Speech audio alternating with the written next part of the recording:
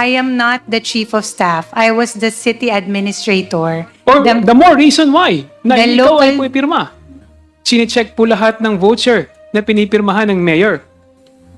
As city administrator of Davao for the past 9 years, you do not, you have nothing to do with the checks. Ask her to resign. Do you believe that you have a legal basis to do that? Your Honor. Yes or no, attorney? Yes, I had legal basis to do that. Why? Then the people in the DepEd has the legal basis also to meddle in the operation and separation of employees of the OVP. Ang dahilan kung bakit po kayo sumulat sa COA ay upang pigilan ang COA mag-release ng kanilang audit report. May kinalaman ba ang Vice Presidente sa sulat na ito? Oo, hindi. Opo, yes. So, she knew about the letter. Una, hindi nun nire-respeto yung subpoena authority ng Kongreso.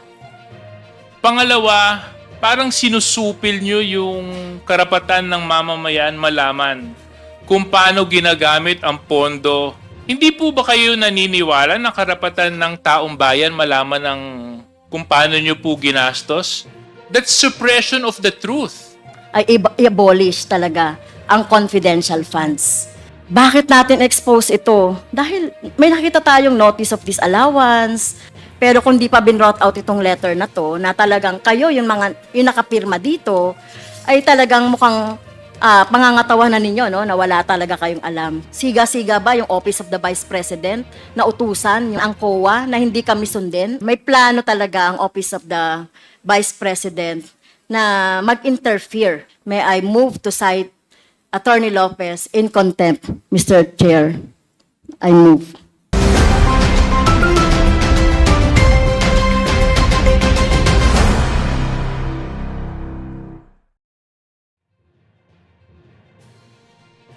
Magandang gabi sa inyo mga kabalitaan. Panoorin ang highlights ng latest government officials accountability public hearing.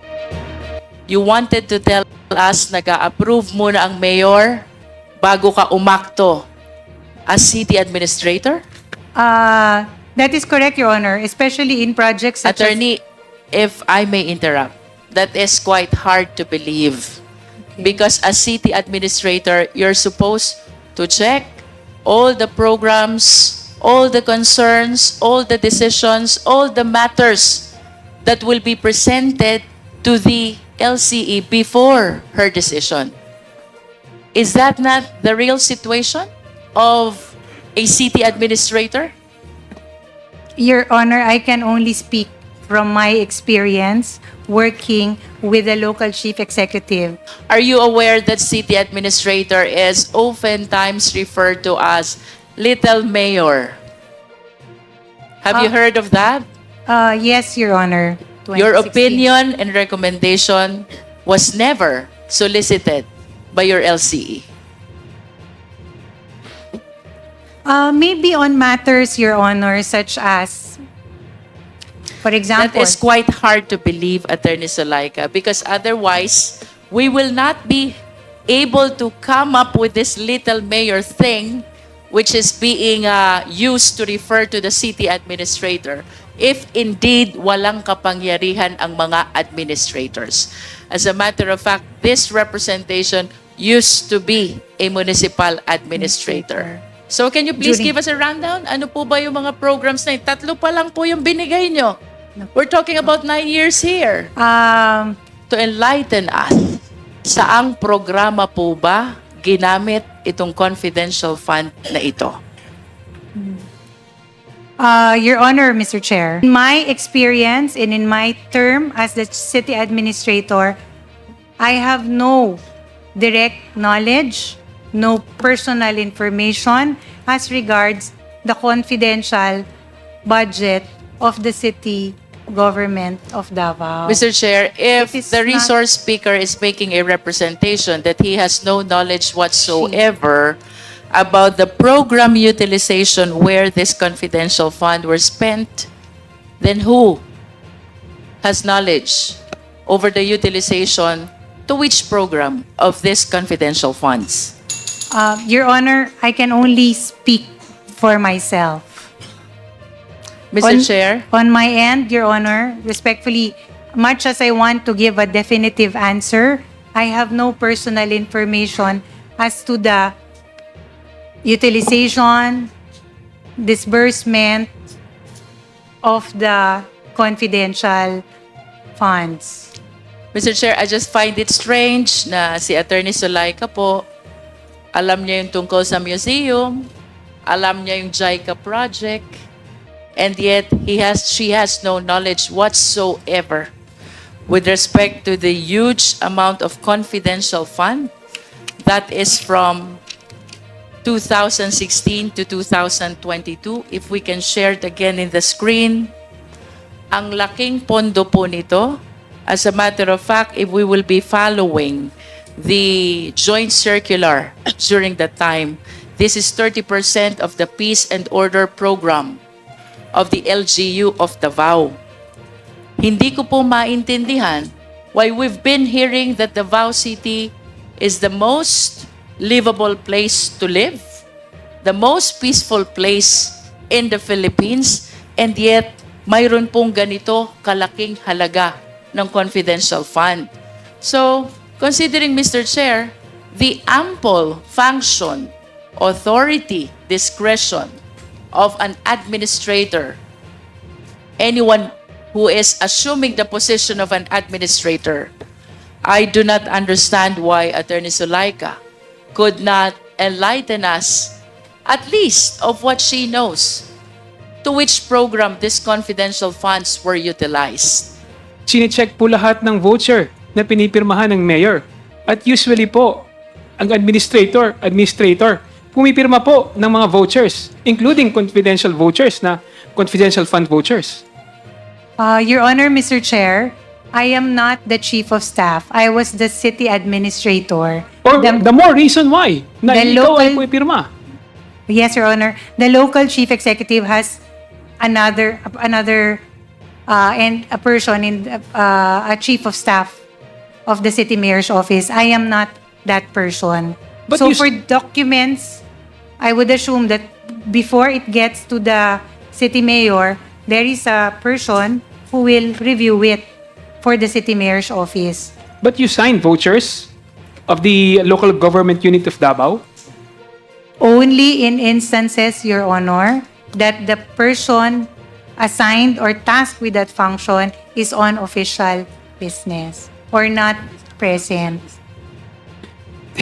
Thank you, Mr. Chair. And my task really was to handle and ensure that all the projects, all the infra, all the other collaborations and projects that we have planned for the city government of Davao is implemented according to schedule. So, That has Ma'am- always been my role. Ma'am, as city administrator of Davao, Yes, Your Honor. you are saying that you do not sign checks.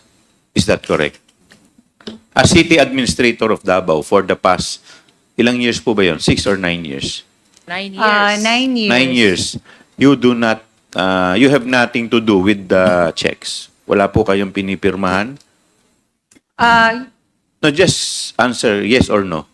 May pinipirmahan po ba kayong cheque o wala as city administrator? Merong mga instances na napipirma ko, Your Honor. I have no personal information Hindi, or no, knowledge. None. So, ni isa po, wala po kayong pinirmahan Wala po. na confidential fund. Your Honor, my proximity to the Vice President or to the Principal is really because I am the Chief of Staff. Why do you think she did not justify the absence of Gina Acosta,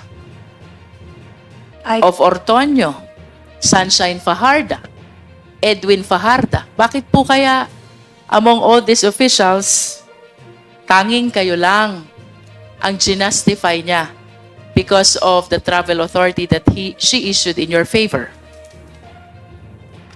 Your Honor, Mr. Chair, I cannot presume to answer for the Vice President. In one of those hearings, Attorney ZULEIKA, Yusek Mercado testified that she was asked to allow this negotiated procurement of the department computerization program budget. And she refused. And after some time, you asked her to resign.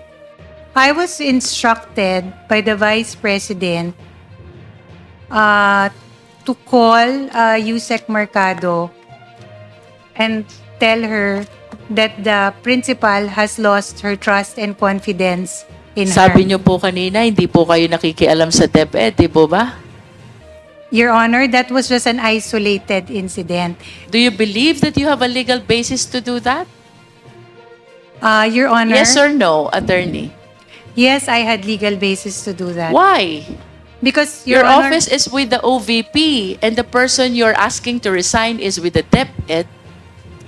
Your Honor, Because if you I will am be claiming that you have the legal basis to do that, then the people in the DepEd has the legal basis also to meddle in the operation and separation of employees of the OVP.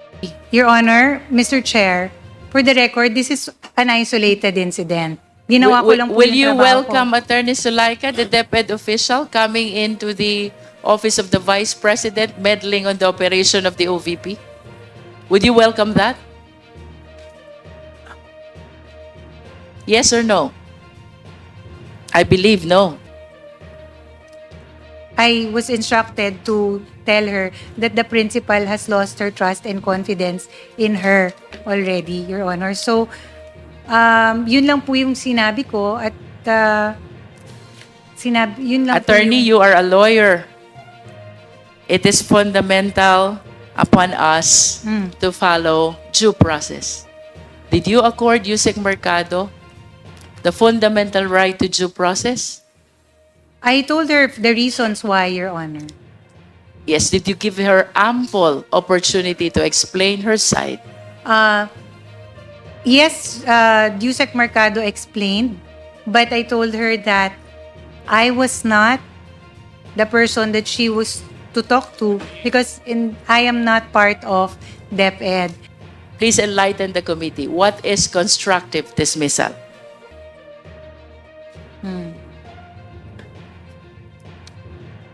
Your Honor, Mr. Chair,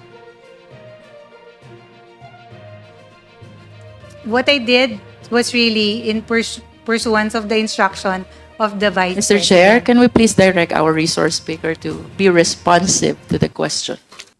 She also Did you explained. follow the requirements of due process before you ask her to resign? Please be responsive. Yes, I followed the due process. 3, did you come up with a resolution on the issue that is being charged against her? Yes or no? Grabe, super init talaga dito sa studio. Mabuti na lang, lagi kong kasamang bibeb ko. Sweet Night Fragrance. Amoy pang mayaman siya, pero napaka-portable ng price, 99 pesos lang. And halos binibinta ito ng 1.4 million sa TikTok shop. And magiging komportable ang araw nyo. Kahit haggard na kayo, magiging fresh all the time kayo dahil dito. Kasi ako kahit haggard na ako, tingnan nyo naman sobrang init na. Pero i-spray ko lang to, magiging okay na ako.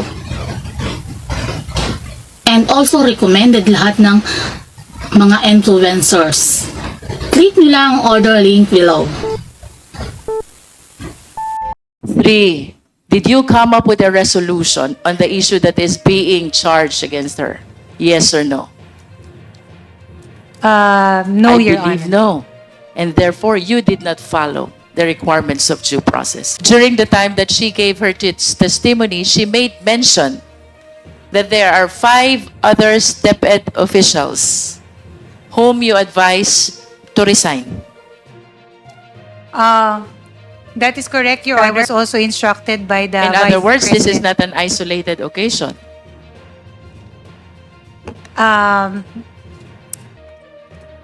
It's a task, Your Honor, that I do not do as Chief of Staff on a regular basis.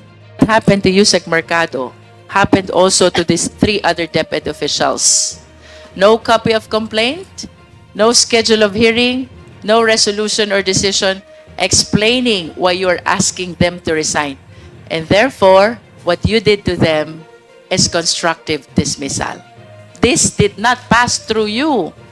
Sino ho ba nag-a-assist sa ating Vice Presidente sa mga ganitong dokumento? Your Honor, this is the first time I see it. I would not know who is the one who was assigned to give it to the Vice President. Another document. August 21, 2024. Muli na naman po kayong sumulat kay Chairman ng COA. At dito, sa laman po ng sulat ninyo, ipinapakiusap ninyo na kung maaari, wag i-share ang audit observation ng COA sa Kongreso. Noong August 13, 2024, nag-issue ang House Committee ng Appropriations ng subpoena, Duces Tecum, sa COA kaugnay ng COA Audit Report tungkol sa pondo ng OVP at DepEd. Totoo po ba ito? Yes, Your Honor. Ano po ang dahilan kung bakit po kayo sumulat sa COA? I understand during that time, Your Honor, there was a subpoena issued to the Commission on Audit for the release of certain documents pertaining to the audit, ongoing audit of some transactions of the Office of the Vice President. So ang dahilan kung bakit po kayo sumulat sa COA ay upang pigilan ang COA mag-release ng kanilang audit report and other related documents tungkol sa utilization ng confidential funds ng OVP at ng DepEd. In your words, you said here, you are of the position that the subject subpoena should not be complied with. Is this correct? Your Honor, Is this correct? It's a yes or no, Attorney Lopez. Oo lang po at hindi. When you issue this letter, Attorney Lopez, did you act on your own volition? Yes or no? No, Your Honor. Hindi. Hindi kayo nag-iisa. So, sino ang kasama ninyo nung ito po ay inyong ipinarating sa Commission on Audit na hindi dapat sila sumunod sa subpoena Duces Tecum ng Kongreso? May kinalaman ba ang Vice Presidente sa sulat na ito? Oo, hindi. Opo, yes. So, she knew about the letter. Una, hindi nun nire-respeto yung subpoena authority ng Kongreso. Pangalawa, parang sinusupil nyo yung karapatan ng mamamayan malaman kung paano ginagamit ang pondo ng mga ahensya na pinagkakatiwalaan ng mamamayan. Na pagdating sa oversight function ng mababang kapulungan at ng Senado, kung ito man ay kanilang gagamitin, ito ay hindi nyo kinikilala. Dahil sa sulat na ito, ipinapakiusap ninyo sa COA na huwag sumunod sa subpoena na in-issue ng Kongreso para hindi ibigay ang COA report sa Kongreso, covering the truth. Tinatakpan ng katotohanan. Kasi kung wala naman kayong tinatago, hindi po ba kayo naniniwala na karapatan ng taong bayan malaman ng kung paano nyo po ginastos ang pera na ipinagkatiwala sa inyo? Still an ongoing audit investigation. That's why we requested that since hindi pa naman po natatapos yung audit, hindi naman po din tama na ibibigay na muna yung ganong documents. With due respect also to the audit still being done at the Office of the Vice President. So yun lang po yung position namin. We do not seek to belittle nor undermine the power of Congress, Your Honor. That is, You are the agency that is being investigated. That's totally uncalled for. You're asking another agency not to cooperate with Congress when an ongoing investigation is happening. That's suppression of the truth. At the very least, dapat hinayaan nyo na lang. Di ba? Kung wala naman kayong tinatago, pwede nyo naman po ipaliwanag yun dito pag nag-hearing na tayo. Kasi nandito po sa sulat ninyo, parang pinipigilan nyo yung COA at pinapakiusapan nyo na huwag nyong ibigay. Hindi po tama. Hindi po tama sa maraming aspeto ng pagtingin at pananaw. Kasi maaaring tama ang sinabi ninyo na hindi pa kumpleto yung pagsusuri na ginagawa ng COA, but that's not your call to make it. That's COA's call to make, which they have emphasized many times while they've been here. But for this letter, Attorney Lopez, mukha po kasing talagang ayaw niyong malaman ng taong bayan kung paano niyo po ginastos yung 612 million pesos na confidential funds ng Office of the Vice President at pati po ng DepEd. Dito sa letter, alam niyo parehas talaga kami ng line of thought ni ni General Acop Representative Acop, yung mga tanong niya, natatanong niya na dito sa letter na ito. Except for doon sa binanggit yung pangalan ko. Okay, so ito no, doon sa fourth at in-emphasize pa, Madam Chair, Mr. Chair, for the sake of exposure. Ang tanong ko lang kay Attorney Lopez, Mr. Chair, napapanood niyo po ba ako or nasusubaybayan niyo po ba yung mga nire-raise ng representasyong ito sa mga budget hearing? Hindi po lahat, pero may mga instances. Yes. Your Honor, Mr. Chair. So, nasusubaybayan niyo po ba yung posisyon ng Makabayan Black sa confidential funds? Yes, Your Honor. Ano po yon kung alam niyo? That certain agencies should only be given, should only be allotted confidential funds. Not all agencies. Am No. I right? I'm sorry. Medyo kulang. So, ang position po ng Makabayan dyan, pati ng kinatawang ito, ay i-abolish talaga ang confidential funds. Dahil, eto na nga, no? This is it. Nakikita na natin kung paano nagagamit, no? O paano siya nami-misuse. Based naman dito sa mga nakikita na natin. Ni-raise ko itong confidential fund for the raise of exposure. Anong tingin niyo mapapala ko na i-raise ko to for the sake of exposure? No? The only purpose mentioned is to expose to the public the use of confidential funds. So the only purpose ay expose ko lang yan? Tingin mo wala akong dahilan bakit natin i-raise itong confidential funds? Hindi naman po, Your Honor. Ito lang po yung position namin as an office. Instead, di ba, kung meron tayong confidential funds, ibigay yan doon sa mas tangible na mga projects, mapapakinabangan ng taong bayan. Bakit natin expose ito? Dahil may nakita tayong notice of disallowance at bukod pa doon sa purpose natin na syempre hindi dapat nagkakaroon ng confidential funds.